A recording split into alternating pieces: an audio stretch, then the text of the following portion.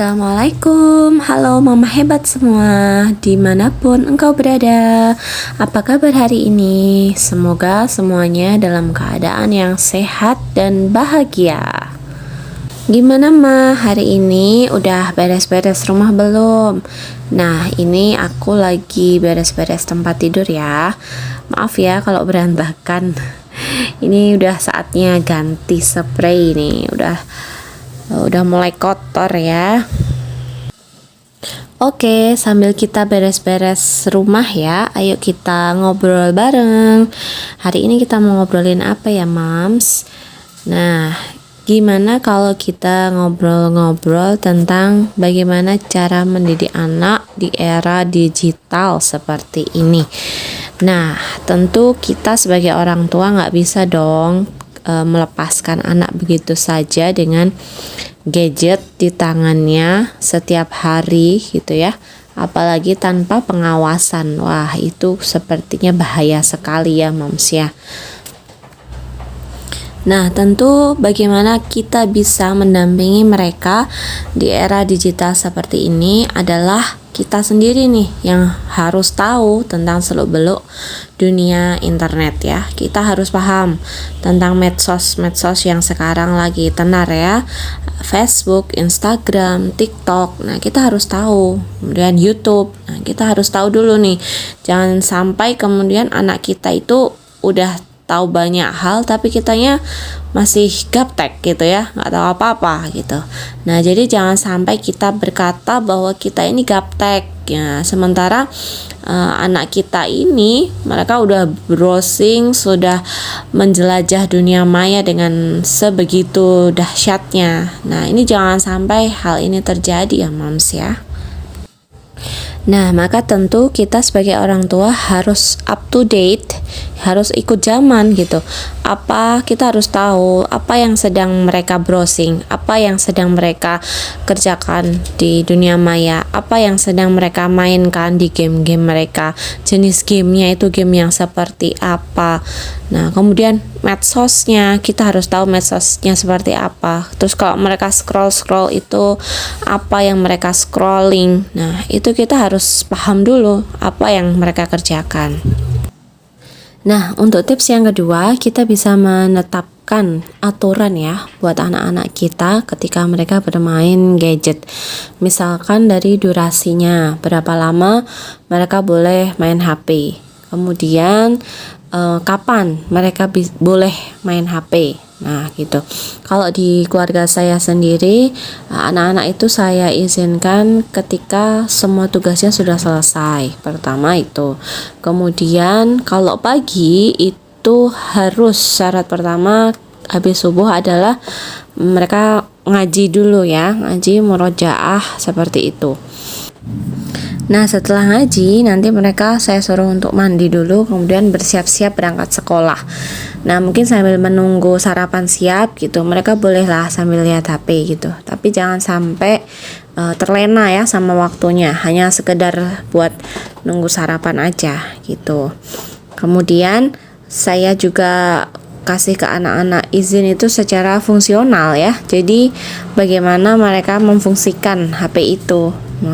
Karena memang tidak bisa kita pungkiri bahwa dengan HP itu pula anak-anak itu juga bisa berkreasi, misalkan membuat video gitu ya, kemudian menggambar di HP. Nah, kemudian mereka juga belajar itu beberapa mata pelajaran itu juga belajarnya dengan melihat YouTube gitu. Nah, poin ketiga yang sangat penting kita tanamkan ke anak adalah bahwa mereka itu selalu dalam pengawasan Allah Subhanahu wa taala ya. Jadi apapun aktivitas mereka gitu, kita sadarkan bahwa mereka itu selalu dalam pengawasan Allah. Jadi ketika mereka sudah menyadari keberadaan Allah itu yang selalu mengawasi mereka, harapannya mereka nanti lebih aware ya, lebih hati-hati dengan apa yang mereka tonton. Karena memang tidak menutup kemungkinan ya, ketika anak-anak kita itu sudah kenal dengan gadget, kenal dengan HP, itu mungkin ada hal-hal yang tidak bagus gitu yang lewat gitu. Nah, sehingga terlihat oleh anak kita. Nah, na'udzubillah min dzalik ya. Nah, semoga Allah menjaga ya anak-anak kita dari hal-hal yang tidak pantas, hal-hal yang tidak seharusnya mereka lihat gitu. Nah, seandainya jika itu hal terjadi, maka kalau kita sudah menanamkan rasa bahwa Allah itu sedang mengawasi mereka, nah harapannya adalah mereka langsung skip gitu ya. Mereka langsung skip.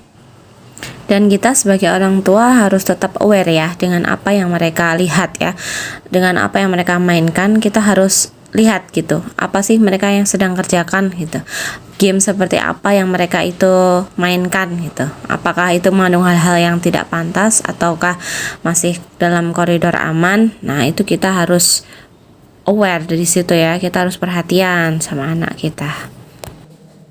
Nah, oke Mam, sambil aku beres-beres rak buku ya sama rak mukennah ini, kita lanjutin ya ngobrolnya.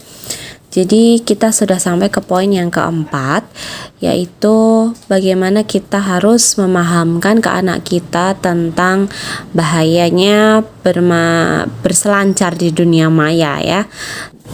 Nah, ketika anak saya browsing di Google, itu pun masih dalam pengawasan saya, karena ketika browsing di Google itu khawatirnya itu muncul sesuatu yang gak relate gitu dengan apa yang mereka cari.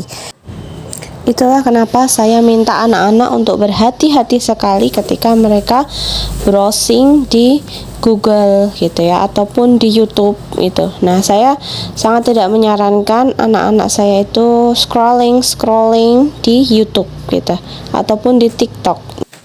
Yang dikhawatirkan adalah ketika muncul video atau tayangan yang memang nggak ada hubungannya dengan yang sedang mereka cari atau pelajari gitu, dan na'udzubillah min dzalik, muncul hal-hal yang nggak pantas untuk dilihat gitu ya.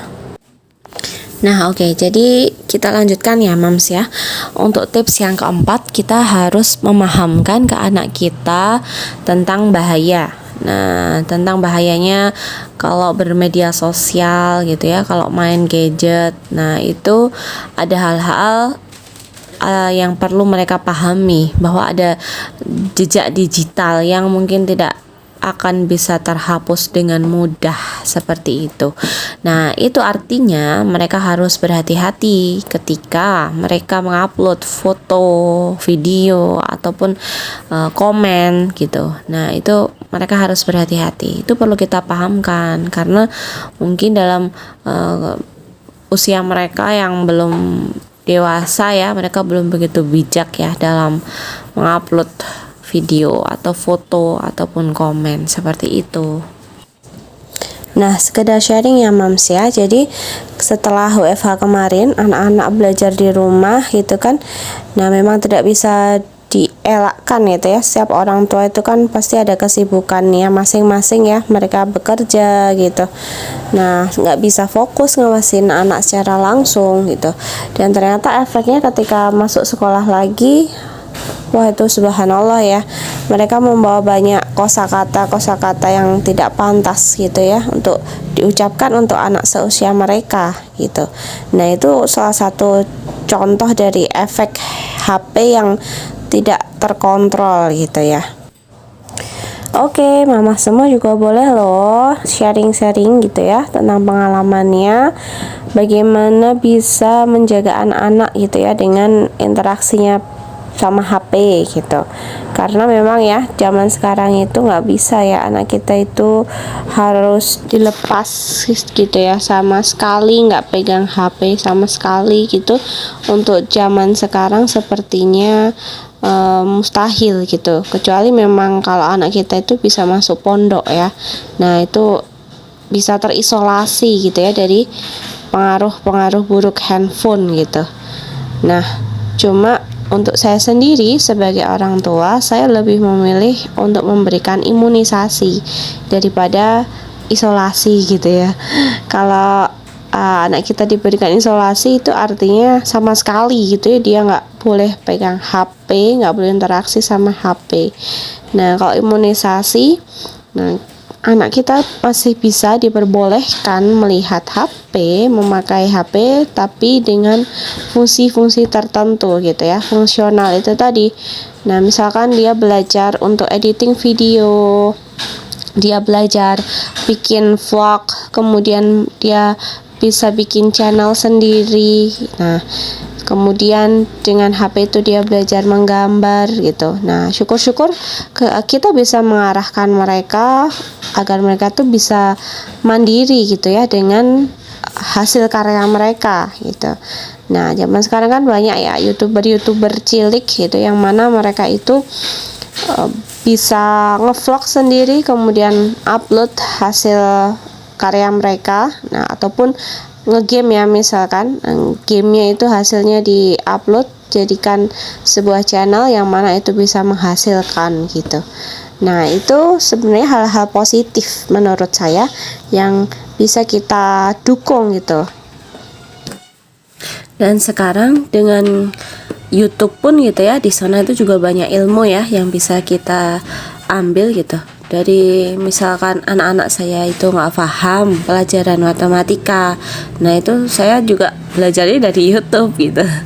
Nah, terus mereka belajar kosakata, vocabulary bahasa Inggris, itu pun banyak mereka itu belajar dari YouTube. Di sana ada banyak native speaker gitu di sana ya. Nah, seperti itu. Jadi memang ada baiknya gitu ya yang bisa kita ambil, dan juga ada hal buruk yang harus kita waspadai dan antisipasi. Seperti itu ya, Moms ya. Oke, baik. Mungkin itu dulu ya obrolan kita hari ini. Semoga ada banyak manfaat yang bisa kita ambil ya dari obrolan kita hari ini. Nah, silahkan ya Mommy semua komen, kemudian like, dan tolong di subscribe ya biar saya makin semangat bikin channelnya. Oke, sekian ya dari saya. Mohon maaf jika ada yang kurang berkenan. Assalamualaikum warahmatullahi wabarakatuh.